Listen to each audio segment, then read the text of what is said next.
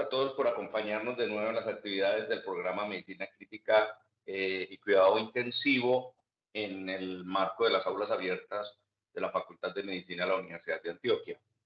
Les ofrecemos disculpas por las dificultades técnicas, pero ya estamos acá con el profesor Ugarte.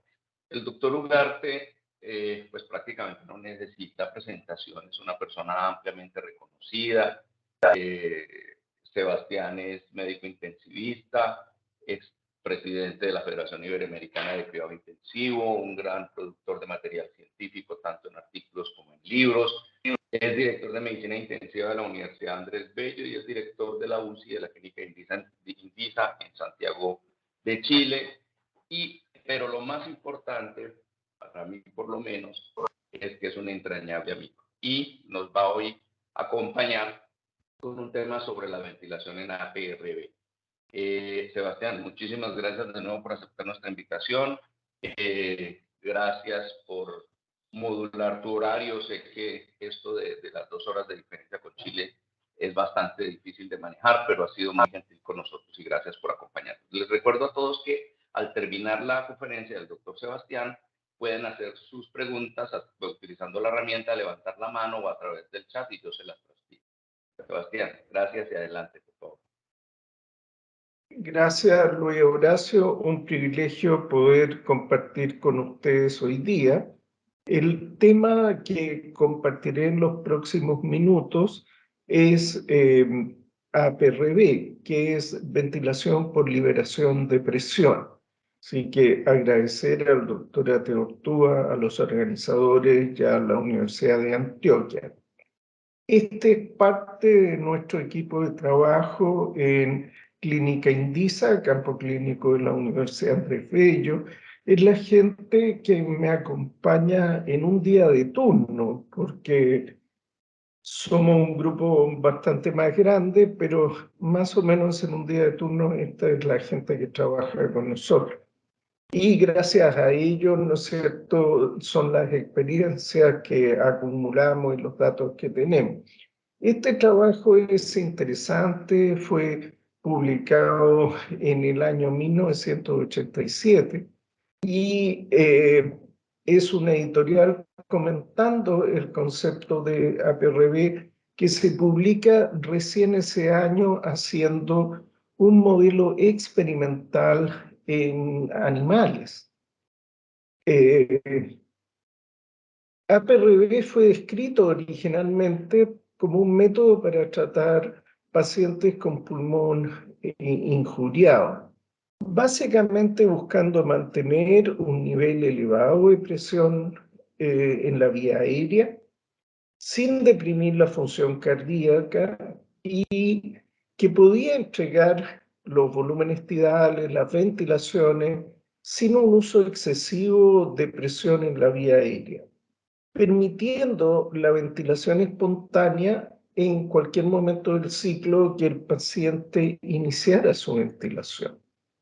Uno de los primeros problemas que ustedes encontrarán cuando tratan de estudiar esta modalidad es esta verdadera torre de Babel de las denominaciones. Ustedes verán que BiPAP está reservado para una modalidad de ventilación no invasiva. B-Level se denomina esta modalidad en los ventiladores Puritan-Bennett, B-Vent en Maquet y en sus ventiladores, DuoPAP en Hamilton, con PCB Plus ustedes pueden programar APRB en Drager y Biphasic se usa en Biasis. Ahora, aparte de estas diferencias de denominaciones por las marcas comerciales que registran sus modalidades, tenemos que dentro de un mismo APRB, si ustedes buscan en la literatura, encontrarán algunos artículos donde han usado un APRB en pacientes con ventilación espontánea, que probablemente ahí es donde realmente puede aportar un beneficio. Si está totalmente sedado, la verdad es que no aportaría mucho, pero hay artículos con APRB con pacientes completamente sedados. Después hay un APRB programado fijo, es decir, con tiempo en alto y presión en alto y en baja predefinido, o individualizado al paciente según las constantes de tiempo medidas. Ahora, la forma en que entrega el soporte cuando el paciente inhala en diferentes ventiladores son diferentes. En algunos entregará una presión de soporte, en otros se podrá usar compensación de tubo. Entonces, eso va a cambiar también la forma en que se entrega la ventilación al paciente en definitiva. Y también hay una dependencia del operador. Por ejemplo, para reducir la variabilidad de volumen corriente que puede generar la ventilación espontánea, uno puede programar dentro de ciertos márgenes o despreocuparse de si genera volúmenes más amplios el paciente. Un trabajo interesante que nos puede ayudar a entender esto es este trabajo publicado por Jane y por Havachi. Havachi ha trabajado bastante en ventilación con APRB y él describe cómo Stock y Down publicaron su primer estudio con APRB en el año 1987 usando presiones altas de sobre 20 centímetros de agua y con presiones de release de 3 centímetros de agua. Davis en el 33 usa tiempos un poco más largos de release y un poco más largo en nivel alto y con presiones altas que llegan a 30 centímetros de agua y presiones de release entre 7 a 8. Gama de Abreu denomina APRB también a su forma de ventilar, pero es claramente diferente a los dos autores anteriores, con un tiempo de presión alta muy cortito y un tiempo de liberación de la presión muy amplio. A diferencia, por ejemplo, de lo que hace Roy, publicado en el año 2013, con una presión alta, con un tiempo prolongado y con tiempos de release inferiores a 1 segundo.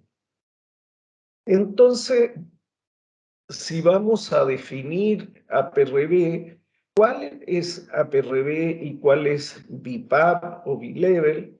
La verdad es que en este trabajo publicado en Intensive Care Medicine en el 2008, Ross y Hawkins catalogan las diferentes publicaciones y uno podría decir que podríamos conceptualmente separar APRB y BiPAP y considerar propiamente APRB una modalidad donde se usan presiones más altas, presiones en general altas alrededor de 25 centímetros de agua, y por un tiempo más prolongado, de más de 3 segundos en nivel alto, y donde la presión de liberación es baja, en general alrededor de 5 centímetros de agua, si bien algunos autores como Havachi usan presión de 0, y el tiempo en promedio entre los diferentes autores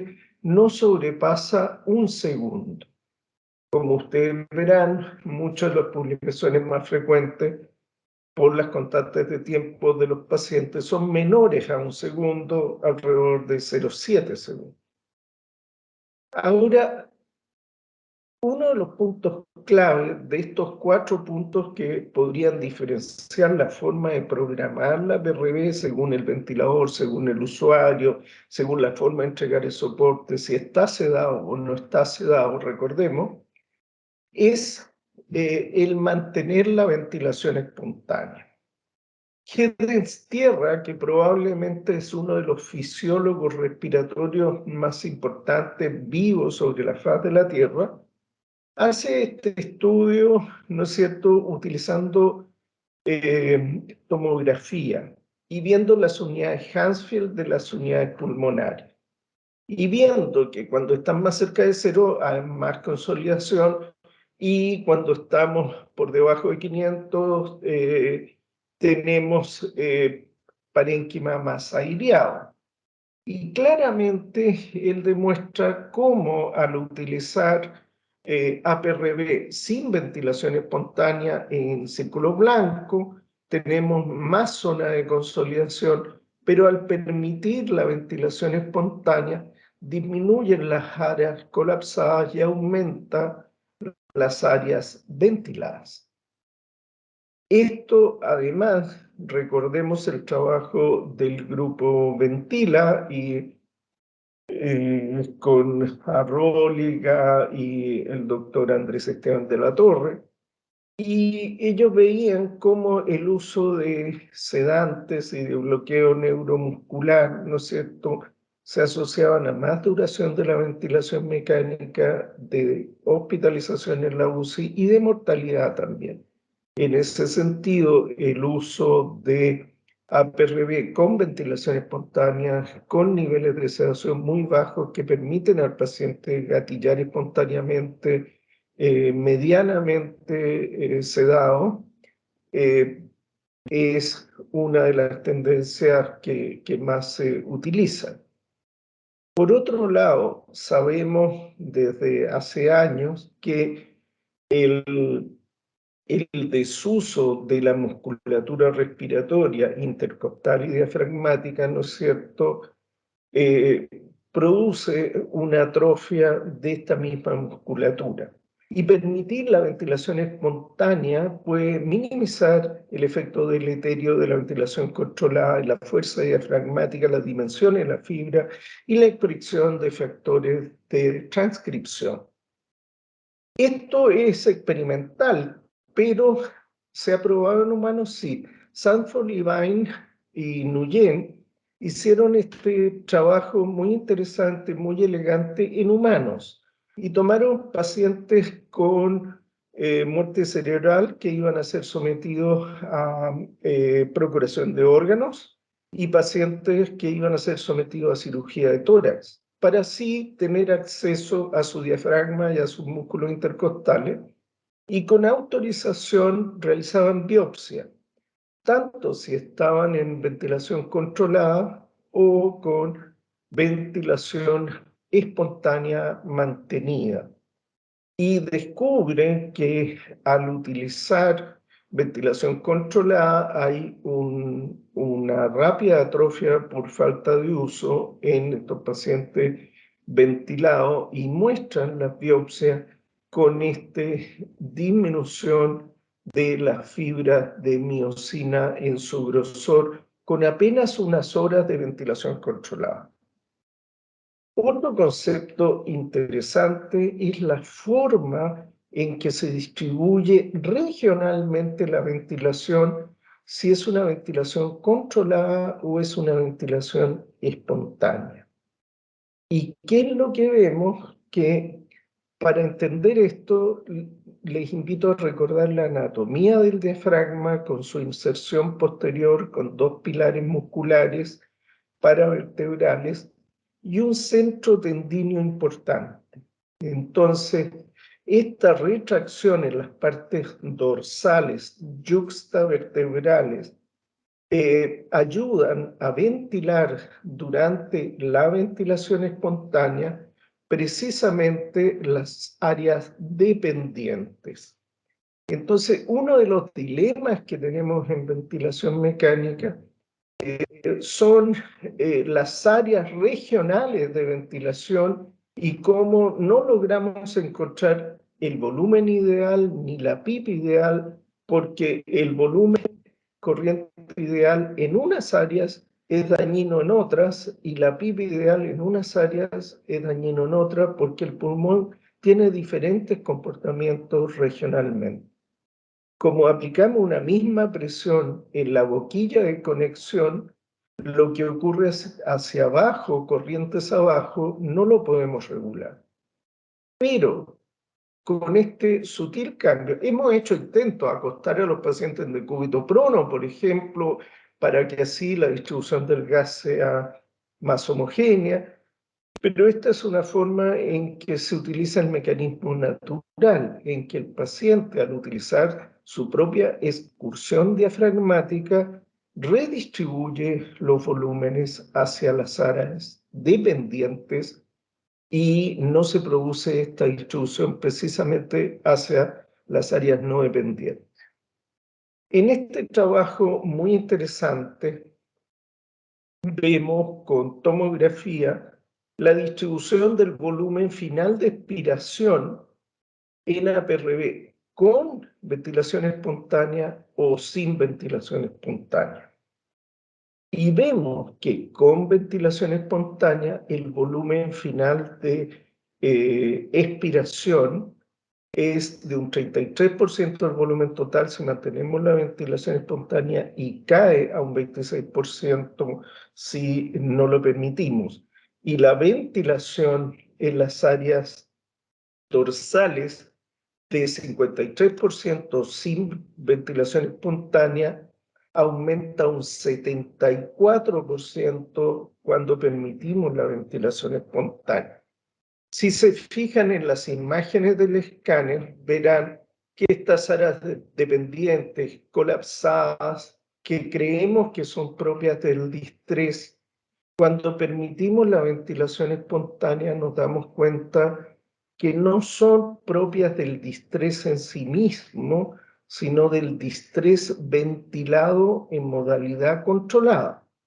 El mismo paciente con el mismo distrés ventilado en modalidad espontánea, su imagen en la tomografía es diferente. Y esto porque la distribución aérea es también diferente. En este trabajo de Rich y de Neumann, ellos ven lo que pasa con el volumen final de expiración en ventilación en APRB sin ventilación espontánea o con ventilación espontánea después de inducir la injuria, después de 2 horas y a las 4 horas. Las diferencias son notables. Entonces, claramente lo que estoy planteando es que en base a esta evidencia, pareciera que la forma más razonable de programar APRB es permitiendo la ventilación espontánea y no con pacientes completamente sedados.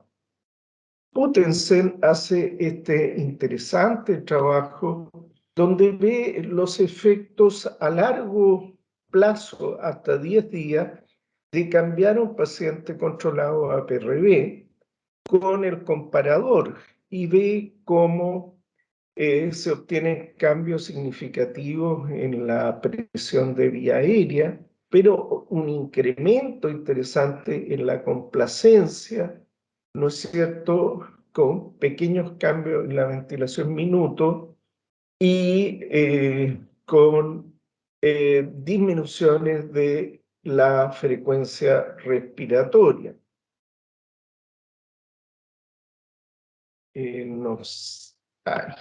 Ya. Y viendo los efectos hemodinámicos, y esta es una parte muy importante de considerar, que al mantener la presión negativa intratorácica que se produce con la ventilación espontánea por el movimiento diafragmático intercostal, se produce también un mejor llenado ventricular derecho, un incremento de la precarga ventrículo izquierdo y un aumento del índice cardíaco, sin cambio en la presión arterial significativo ni en la presión de enclavamiento. ¿Qué ocurre con este incremento del índice cardíaco? ¿Provoca algún cambio en los flujos, estas presiones negativas por la ventilación espontánea?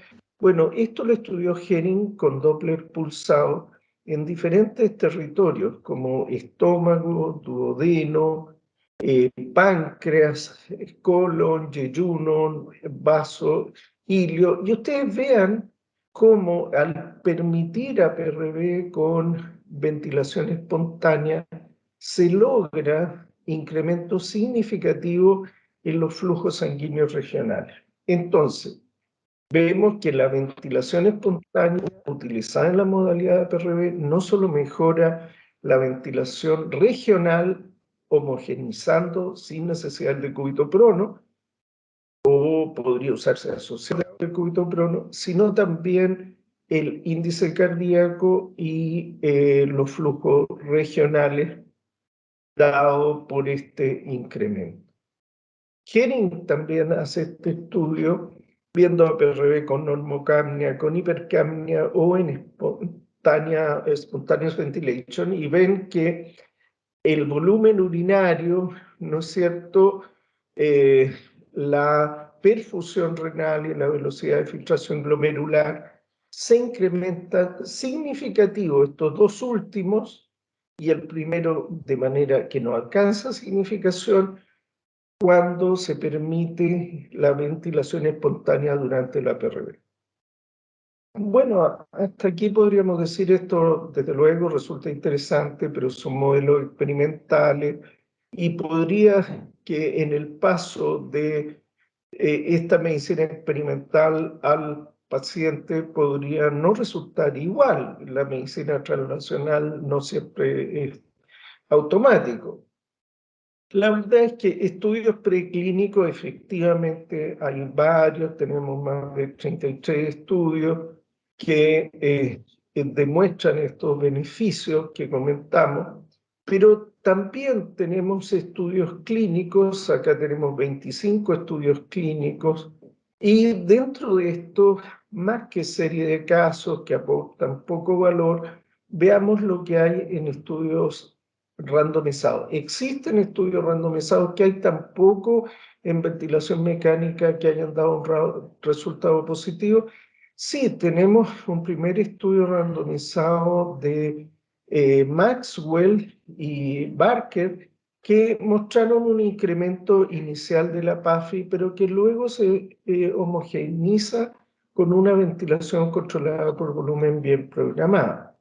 Tenemos otro estudio controlado que es el estudio del Dr. Chu y Kang, en que ellos randomizan 251 pacientes y descartan 113, llegando finalmente a reclutar 138, 71 en APRV y 67 con volumen tidal bajo. El grupo de APRV fue una programación fija, no individualizada, y utilizando esto logran presiones de plató, ¿no es cierto?, en el grupo de APRV más baja, con presiones medias que son más altas. No se tienen presiones de picos tan altos, pero presiones medias afortunadamente bien mantenidas, y la complacencia del sistema respiratorio se logra incrementar significativamente a contar del segundo día, y la PAFI se incrementa significativamente después del segundo día. La frecuencia cardíaca disminuye significativamente después del segundo día. La presión arterial significativamente mejora después del segundo día, y se ven cambios también, desde luego, en el nivel de sedación más ligero, con significativamente menos uso de fentanil, midazolam y propofol, que era lo que usaron los autores. Más interesante, el porcentaje de pacientes que logran ventilar sin necesidad de ventilación mecánica es significativamente mayor con APRV que con la ventilación con volúmenes bajos de Distress Net. Sin embargo, vemos todos los detalles y vemos que si vemos los números de días de ventilación, tuvieron significativamente menos días de ventilación, más días libres de ventilador, más extubación exitosa, menos traqueotomía, menos estadía en UCI, menos uso de neuromuscular y menos necesidad de uso de decúbito-prono. Pero esto fue al azar, pero hay un poco más de EPOC en el grupo con DistressNet, un poco más de disfunción cardíaca, un poco más de disfunción renal. No sabemos si esto es significativo porque esto es en la tabla 1, esto es antes de la randomización, y La neumonía era un poco más frecuente en el grupo que recibió ventilación con volúmenes bajos. Por otro lado, uno podría criticar que la duración del tiempo de release programado en 0,45 segundos, menos de medio segundo, no siempre duraba eso. Si vemos la información complementaria que se puede obtener de los autores, vemos que cuando coincidía la expiración espontánea del paciente con el cambio de fase, a veces este tiempo era un poco mayor, o sea, no es 100% 0,45 segundos. Ahora, cuando vemos lo que pasa en APRB, en este de Hafachi, sin uso de PIP, que este es un modelo que hicimos con el doctor Edgar Jiménez, utilizando ese tipo de programación, pero con una trampa, con tiempos de release largos y en pulmones de cerdo dañados con detergente. Ustedes pueden ver cómo si no usan nada de PIP ni un tiempo demasiado largo, se puede producir colapso durante la expiración. Ojo, por otro lado, comprender que lo importante no es solo la presión de la vía aérea media, sino entender que al usar la presión diafragmática se genera una mayor presión transpulmonar. ¿Qué importancia tiene? Bueno, nosotros hicimos estos estudios en cerdo y colocamos una cánula traqueal y un balón esofágico y medimos las presiones transpulmonares y vimos en modelos porcinos que en realidad los cambios en presión transpulmonar son bastante leves, que se requiere una pequeña presión inspiratoria para generar la ventilación espontánea. Esto mismo después lo vimos en pacientes. Ahora, otro de los detalles que hay que ver es que cuando programamos una ventilación por DistressNet en 6 ml por kilo, la mayoría de las ventilaciones van a estar ahí. Cuando programamos una PRB sin preocuparnos tanto de qué volumen está haciendo el paciente, va a haber una dispersión de los valores del volumen corriente y uno puede programar ese mismo APRB, pero procurando concentrar los valores de acuerdo a la programación. En resumen, la verdad es que podemos concluir que Chu y sus colegas entregaron la mejor evidencia disponible de que un protocolo de APRB aplicado en pacientes con distrés puede lograr una intubación más temprana, una menor estadía en UCI y una adecuada complacencia. Esto debería ser comprobado en estudios aleatorizados de mayor volumen, asociando a variables de desenlace duras como mortalidad, y las diferencias entre los operadores y los ventiladores da diferencia en la forma en que se aplica esta modalidad y también la experiencia del equipo. Muchísimas gracias. Muy bien, Sebastián. Muchísimas gracias a ti. Fantástica conferencia. Entonces, como tenemos suficiente tiempo, vamos a ver que la gente se anime a preguntar. Las personas entonces que tienen preguntas para el doctor Sebastián, utilicen por favor la herramienta, levanten la mano.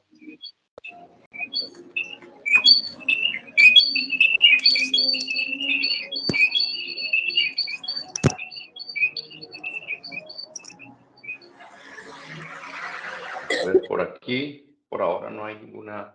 Mientras la gente se va. Bueno, sí, ahí está bien. Está Adriana María. Adelante, Adriana, por favor.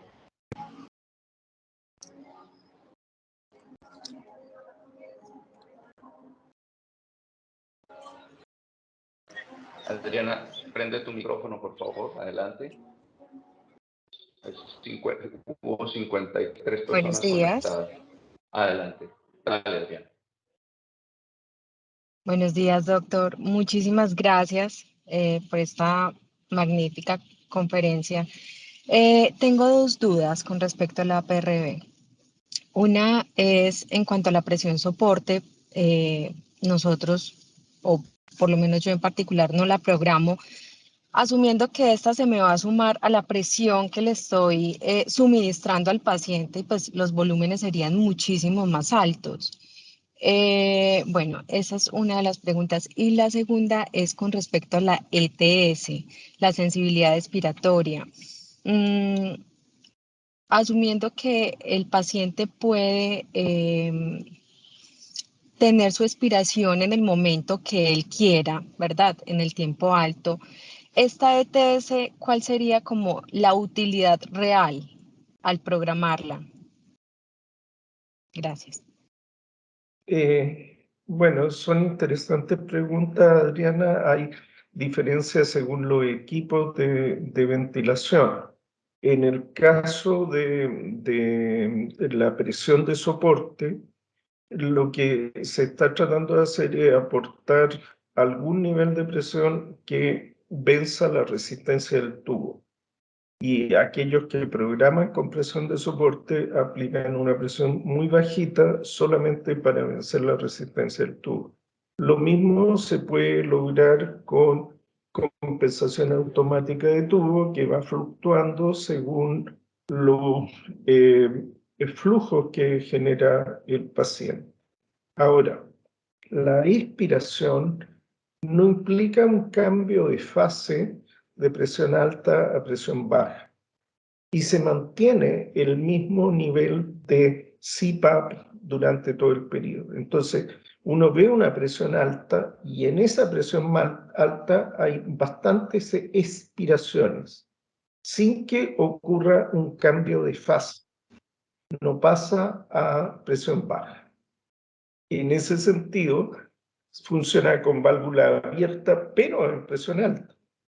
Lo que en aquellos equipos que permite una regulación del flujo expiratorio para determinar el momento del cambio de fase, es para sincronizar la fase de release con un ciclo respiratorio voluntario que puede coincidir al final de la presión alta, nada más que en eso.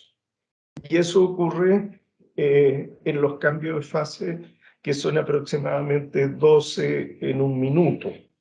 En el resto de las fibrilaciones no existe utilidad en la programación de estas variables expiratorias.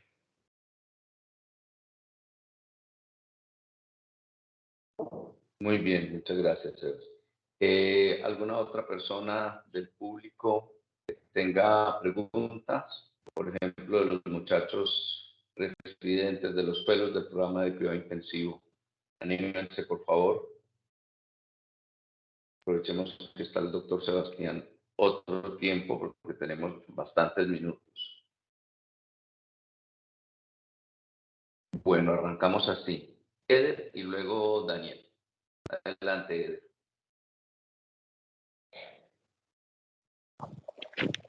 Eder.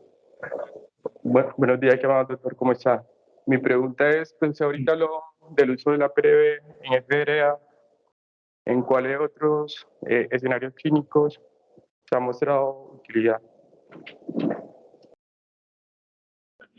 Buena pregunta, y básicamente uno utiliza el APRV en aquellos pacientes que tienen un nivel de injuria y una insuficiencia respiratoria hipoxémica que puede beneficiarse de una estrategia de máximo reclutamiento con reclutamiento homogéneo.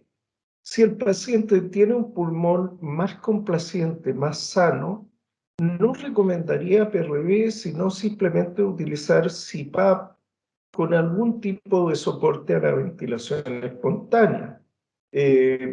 Desde luego, hay diferentes modalidades de ventilación espontánea. Jean Marini utiliza principalmente CPAP con presión de soporte en la inmensa mayoría de sus enfermos.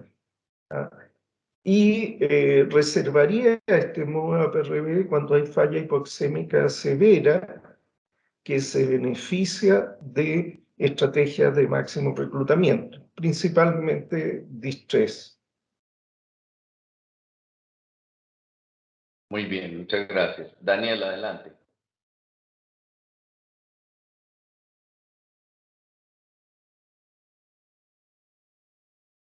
Daniel, prende tu micrófono, por favor.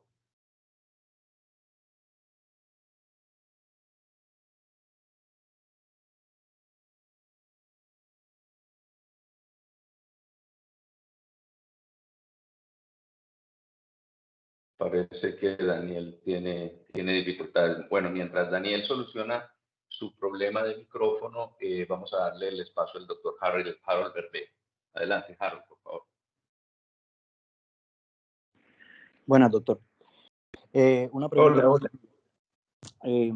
Para la programación del tiempo bajo, he leído dos cosas. Uno, permitir que el flujo expiratorio llegue a cero y que pues, la presión al final de la expiración sea la presión baja programada.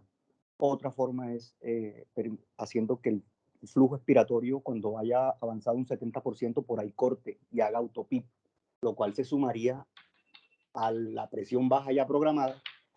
Y tengo la percepción de que de esa manera yo no puedo controlar adecuadamente cuánto autopip puedo terminar generando en el tiempo.